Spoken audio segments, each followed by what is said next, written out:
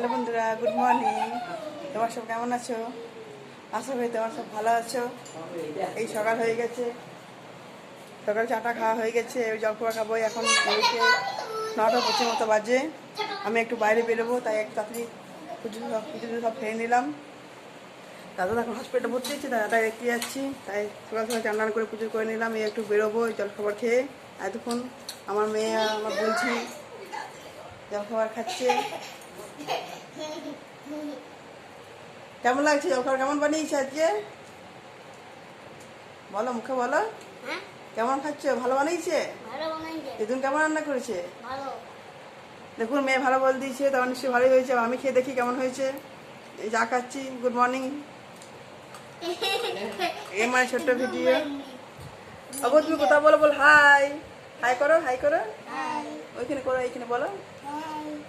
তোমার সব কেমন আছো?